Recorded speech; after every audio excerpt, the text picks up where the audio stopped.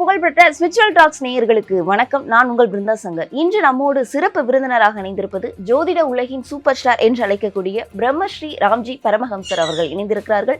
வணக்கம் சார். வணக்கம். அதாவது தை மாத பலன்கள், தை பிறந்தால் வழி பிறக்கும் அப்படின்னு சொல்லிட்டு எல்லா பெரியவர்களும் சொல்லுவாங்க, எல்லா மக்களும் சொல்லுவாங்க. கண்டிப்பா இந்த தை மாதத்துல இருக்கக்கூடிய எல்லா ராசிக்காரர்களுக்கு எந்த மாதிரியான விஷயங்கள் நன்மை பயக்கும் அப்படின்னு நினைக்கிறீங்க? தை மாதத்தை பொறுத்தவரையிலே நிறைய கிரகப்பயிற்சிகள் நடக்கிறது. அதில் முக்கியமாக செவ்வாய் உச்சமடைய போகிறார். அடுத்து சுக்கிரன் வருகிறார், சூரியன் வருகிறார், புதன் வருகிறார், எல்லாருமா சேர்ந்து மகரத்துக்கு வருகிறார். ஸோ இது காலபுருஷ தத்துவத்தின்படி காலபுருஷனுக்கு இது 10ஆம் இடம் என்று அழைக்கக்கூடிய தொழில் ஸ்தானம். ஸோ தை பிறந்தால் வழி பிறக்கும். தொழில் நல்லா இருந்தால் தானேங்க வழி பிறக்கும். அப்போ காலபுருஷ தத்துவத்தின்படி அத்தனை கிரகங்களும் 10ஆம் இடத்தில் இருக்கும் பொழுது தை பிறந்தால் வழி பிறக்கும். என்ன காரணம்? தொழில் நல்லா இருக்க போகுது, மேன்மையடைய போகுது, பிஸ்னஸ் டெவலப் ஆக போகுது. அதுதான் அந்த தை மாதத்துடைய பிரதான பலன்கள். அவ்வகையிலே ராசி ரீதியாக ஒவ்வொரு ராசிக்கும் எப்படிங்கிறத பார்த்தலாம்.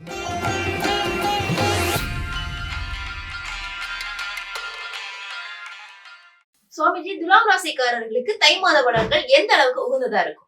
துலாம் ராசிக்காரர்களுக்கெல்லாம் இந்த தை மாத பலன்கள் எப்படி இருக்குங்கிறத பார்க்குறேங்க. அவ்வகையில் துலாம் ராசிக்காரர்களுக்கு எப்படி சொல்கிறது பிருந்தா, துலாம் ராசிக்காரர்கள் வாழ்க்கையில் இனிமே தான் நல்ல விஷயங்கள் நடக்க போகிறது. காரணம் என்ன அப்படின்னா, ஒன்று புரிந்து கொள்ளுங்கள், இந்த 9ஆம் இடத்திலே ஓடிப்போனவனுக்கு 9ஆம் வீட்டில் குரும்பாங்க. அதான் எங்களுக்கு தெரியுமே. ஆனால் இந்த குரு 9 வீட்டுக்கு வந்து கூட எங்களுக்கு ஏன் நல்லது நடக்கலை? கேள்வியாக தான். அப்போது 9ஆம் வீட்டுக்கு குரு பகவான் வரும்பொழுது என்னெல்லாம் நடக்கும் அப்படின்னா, ஒரு விஷயம் தெளிவாக புரிஞ்சுக்கோங்க. 9ஆம் வீட்டுக்கு குரு பகவான் வரும்போது தேடிச் சென்ற அத்தனை விஷயங்களும் உங்களுக்கு கிடைக்கும். தேடிச் சென்ற அத்தனை விஷயங்களும் கிடைக்கும். எதெல்லாம் உங்களுடைய முயற்சியோ முனைப்பாடோ அதெல்லாம் உங்களுக்கு கிடைக்கிறதுக்கான ஒரு பொன்னான நேரம் தான் இந்த 9ஆம் இடத்து குரு பகவான். 9ஆம் இடத்து குரு பகவான் ஏன் இத்தனை நாள் ஒர்க் அவுட் ஆகலை? ஏன்னா அவர் வக்கரமாக இருந்தார், அதிச்சாரமாக இருந்தார். அதெல்லாம் ஒர்க் அவுட். நிறைய துலாம் ராசிக்காரர்களுக்கு வேலை போச்சு. 10ல் குரு வந்தால் பதவி பறிப்போகும். நம்ம ஸ்பிரிச்சுவல் டாக்ஸில் தான் சொன்னேன். நான் சொல்லும்போது யாரும் சீரியஸாக எடுத்துக்கல. கமெண்டில் நிறைய கிண்டல் பண்ணுறீங்க, எல்லாம் ரைட்டு. பாதி பேர் கமெண்ட் படிச்சு பாருங்கள். ஆமாம் சார், எனக்கு வேலை போச்சுன்னு தான் சொல்லியிருக்காங்க. நன்றாக புரிந்து கொள்ளுங்கள். கமெண்ட் பாக்ஸ் என்பது நீங்கள் இந்த சேனல்லேருந்து என்ன எதிர்பார்க்குறீங்கிறத தெரிவித்தா சேனலுடைய ஆரோக்கியத்திற்கு ரொம்ப ஹெல்ப்ஃபுல்லாக இருக்கும். அல்லாமல் நீங்கள் சும்மா நம்ம அதை பொழுதுபோக்காக பயன்படுத்தும் போது எனக்கு உங்களுக்கு என்ன தேவைன்னே தெரியல. எனக்கு முதல்ல உங்களுக்கு என்ன தேவைன்னு சொல்லுங்கள். இப்போது 4ஆம் இடத்துல உயர்கல்வி, உயர் பதவி, மதிப்பு, மரியாதை அப்படிங்கிற இடத்துல ஊரில் இருக்கிற எல்லா கிரகமும் இருக்குது. எப்படியே ஊரில் இருக்கிற எல்லா கிரகமும் பிருந்தா, இது ஒரு சாதாரண விஷயம் இல்லை, இது ஒரு பெரிய விஷயம். இது எப்படின்னு பார்த்தீங்கன்னா, ஒரு மனிதனுக்கு கிடைக்கப்பட வேண்டிய ரெகக்னேஷனுக்கு தான் ஒட்டுமொத்த உலகமும் துடிக்கிறது நண்பர்களே. ஒன்று புரிந்து கொள்ளுங்கள். ரெகக்னேஷன்னா என்ன? நான் செய்கிறேன் சார் வேலை, என் செஞ்ச வேலைக்கு கூலி கொடுத்தா போதும். இங்கே பாருங்கள், நான் உங்கள்ட்ட ஸ்பெஷலாலாம் எதுவும் கேட்கல. இப்படியே நான் உங்கள்கிட்ட எக்ஸ்ட்ரா மணிலாம் கேட்குறேன். நான் வேலை பார்த்ததுக்குரிய காசை கொடுங்க. துலாம் ராசிக்காரர்களோட பெரிய பிரச்சனை என்னென்னா, நீ தான் அடுத்த சீனியர் மேனேஜர், நீ தான் அடுத்த விபின்னு சொல்லியே அப்பா சாமியே உங்கள் ஓலா கதெல்லாம் என்ன சொல்லுவாங்க, இது பாவம் ஓலா கம்பெனிக்காரங்க பார்த்தாங்கன்னா அந்த மாதிரி இந்த கதையை சொல்லியே என்னை வேலை வாங்கினீங்களே தவிர எனக்கு பதவி நீங்கள் கொடுக்கவே இல்லையே. இதெல்லாம் நடக்கும். நன்றாக புரிந்து கொள்ளுங்கள். 4ஆம் இடத்துல இத்தனை பேர் இருக்கும்போது நற்பதவிகள் தேடி வருங்கிறது வேதசாஸ்திரம் என்ன சொல்லுகிறது? நற்பதவிகள் தேடி வரும். ஸோ நற்பதவிகள் தேடி வரும் பொழுது என்ன ஆகும்? வாழ்க்கையில் எல்லாமே சரியாகும். உயர்கல்வி, உயர் பதவி, மதிப்பு, மரியாதை, கௌரவம் அத்தனையும் கிடைக்குங்க. அத்தனையும் கிடைக்கும். 4ஆம் இடம் என்பது அத்தனை பவர்ஃபுல்லான இடம். வீடு, மாடு, மனை, உயர்கல்வி, உயர் பதவி, மதிப்பு, காரு, வண்டி, வாகனம் எல்லாம் கிடைக்கும். இந்த 4ஆம் இடத்தை சிம்பிளாக எடுத்துக்காதீங்க. இந்த 4ஆம் இடத்துல இத்தனை பேர் நடந்தால் அவ்வளவு நற்பலன்கள் கிடைக்கும். யார் யாரெல்லாம் இருக்காங்கன்னு தெரியுமா உங்களுக்கு? யார் யாரெல்லாம் இருக்கா? துலாம் ராசிக்காரர்களுக்கு யார் யாரெல்லாம் இருக்கான்னு பாருங்கள்.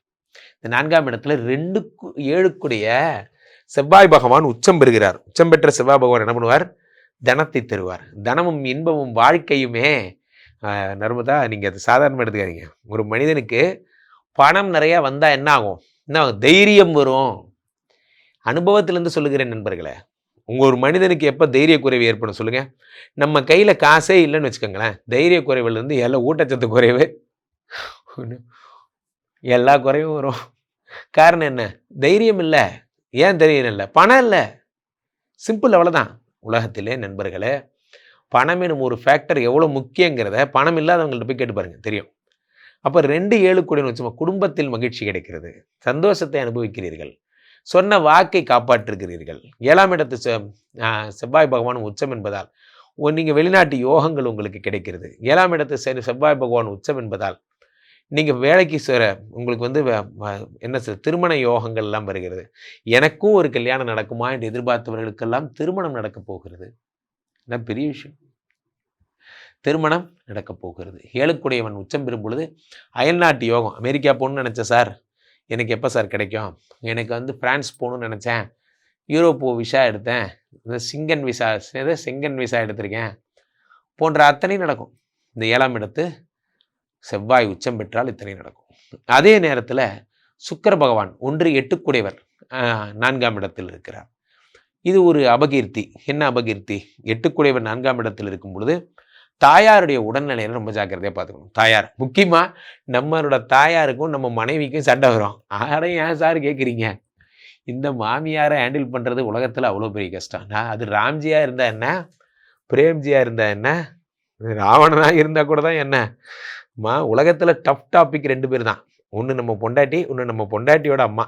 இவங்க 2 பேரை ஹேண்டில் பண்ணிட்டாலே உலகத்தில் எல்லா பிரச்சனையும் சரியாயிடும். அப்படி இல்லைன்னா நம்ம அம்மா, எம்மா கொஞ்சம் அமைதியாக இருங்கம்மா, வேலை பார்க்க விடுங்கம்மா, ஐய இதை எல்லா ஆண்களையும் கேட்டு பாருங்க. உங்களுக்கு என்ன பிரச்சனைன்னு கேட்டு பாருங்க. என் வீட்டில் நிம்மதி இல்லை சார். சார் இது உங்களுக்கு இல்லை சார், ஐநா தலைவர் கோபி அண்ணனுக்கும் அதே பிரச்சனை தான் சார். ஏன்னா போய் கேட்டு பாருங்க. என்ன நம்ம லெவலுக்குலாம் நம்மகிட்ட போய் பேசுவார் அவர். பட் ஆனால் அவர் மனசுக்கு தெரியும். அந்த மாதிரி உலகத்தையே டெல்லிக்கு ராஜானாலும் அந்த மாதிரி தான். ஸோ அப்போது இதுதான் பிரச்சனை. இது ஒரு பிரச்சனை. இது உங்களுடைய day to day activity, this is my அன்றாட லைஃப் ஸ்டைல் தான் அப்படின்னு ஆயிடுச்சு. நிறைய பேர் நம்மளே சகிச்சுக்கிட்டோம். பொண்டாட்டினா அப்படி தான் சார். எங்கள் ஃப்ரெண்ட்ஸ் கூட என் தம்பி சதீஷ்ட்டு பேசும்போது சொல்லுவேன், உன் பொண்டாட்டி எப்படிறா? அண்ணே அதே தானே. ரைட்டு. உங்கள் அண்ணே நீங்கண்ணே அதே தான்.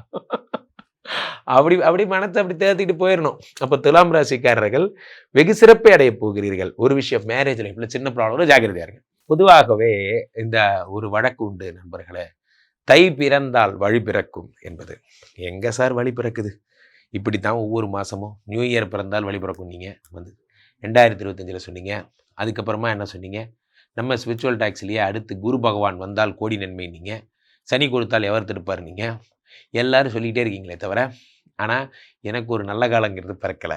காலகாலமாக ஒரு சொல்வடை, சனி தை பிறந்தால் வழி பிறக்கும், அது நிறைய பேர் ராசிக்கு நிறைவேற போகிறது. முக்கியமான 2-3 விஷயம் என்னென்னா, இத்தனை நாள் சனி பகவான் வக்கரமாக இருந்தார். நவம்பர் 28க்கு அப்புறம் தான் வக்ர நிவர்த்தி அடைஞ்சார். இந்த ஆள் வந்த நாள்லேருந்து அப்படியே தான் இருக்கார். இந்த பக்கம் 4ஆம் இடத்துல குரு பகவான் இன்னும் வக்கரமாக தான் இருக்கார். காலபுருஷனுக்கு 3ஆம் இடத்துல மிதுனத்தில் இருக்கார் குரு பகவான். எப்பயா நீங்கள் தெளிவீங்க? மார்ச் ஆகும் சார், நம்ம குரு பகவான் அண்ணன் வக்கரமாக இருக்கார். எப்பா கொஞ்சம் எந்திரிங்கப்பா ப்ளீஸ், உலகமே உங்களுக்காக வெயிட்டிங்கில் இருக்குது. எந்திரிப்பார். ஏப்ரல் மே ஜூன் திரும்ப பெயர்ந்துருவார். என்னடா போங்காட்டம், வந்த நாள்லேருந்து வக்கரமாகவே இருக்கார். அல்லது அதிச்சாரமாக போயிட்டார் கடகத்தில், ஒரு இடமா நிற்கல. ஸோ அப்போது இந்த தை மாதம் வந்தவர் எல்லாம் கேள்வி கேட்க முடியாது. Because they're IAS officers. அவங்க நினச்சா ப்ரோக்ராமை ப்ரீபோன் பண்ணுவாங்க, போஸ்ட்போன் பண்ணுவாங்க. அவங்கெல்லாம் கேள்வி கேட்க யாரும் இல்லை. தை மாதம் மட்டும்தான் குரு அவங்களுக்கு கொடுக்கப்பட்ட வேலையை மிதுனத்தில் உட்காந்துருக்கார், சனி அவர் கொடுக்கப்பட்ட வேலையை மீனத்தில் உட்காந்துருக்கார். இந்த பக்கம் காலபுருஷனுடைய முதல் ராசி யார்? செவ்வாய். இவர் உச்சம் அடைகிறார். செவ்வாய் உச்சங்கிறது நோட்டபுள் பாயிண்ட்டுங்க, சும்மா கிடையாது. செவ்வாய் உச்சம்னா பணம் விளையாடும், அத்தனை நன்மைகள் ஏற்படும். செவ்வாய் பகவான் வந்து சிறப்புறு மணியே செவ்வாய் தேவேங்கிறாங்க. அது அவ்வளோ தூரம் பணம் வரும். இதில் மகரத்தில் உச்சத்தை போலவே எல்லா ராசியும் மகரத்திலே போய் உட்காருது.